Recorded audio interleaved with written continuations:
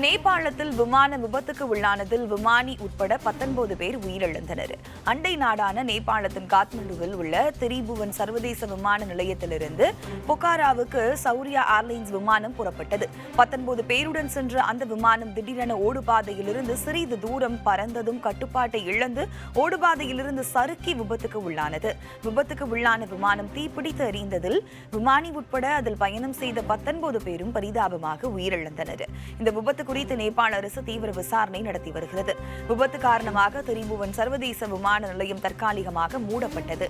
இந்த விபத்து குறித்து எமது செய்தியாளர் முத்துகிருஷ்ணன் தரும் கூடுதல் தகவல்களை தற்போது கேட்கலாம். நேபாளத்தில் 19 பயணிகளுடன் புறப்பட்ட விமானம் ஒன்று ஓடுபாதையில் இருந்து சறுக்கி தரையில் மோதி தீப்பிடித்து விபத்து ஏற்பட்டிருக்கிறது. நேபாளம் தலைநகர் காத்மாண்டுவில் உள்ள திரிபுவன் சர்வதேச விமான நிலையத்திலிருந்து பொக்காராவுக்கு சௌரியா ஏர்லைன்ஸ் விமானம் இன்று காலை சரியாக 11 மணிக்கு புறப்பட்டது.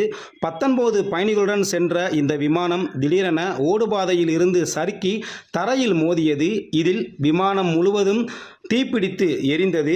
ஏற்கனவே 5 பேர் உயிரிழந்ததாக தகவல் வெளியான சூழ்நிலையில் தற்போது விமானத்தில் பயணித்த விமானி, ஊழியர் உட்பட பயணித்த 19 பேரும் உயிரிழந்திருக்கின்ற தகவல் தற்போது வெளியாகியுள்ளது.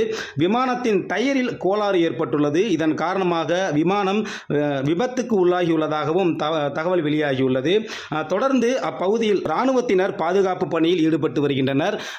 15க்கும் மேற்பட்ட ஆம்புலன்ஸ்கள் வரவழைக்கப்பட்டு அங்கு உயிரிழந்தவர்களுடைய உடல்கள் அடையாளம் காணப்பட்டு மீட்கும் பணியானது தொடர்ந்து நடைபெற்று வருகிறது.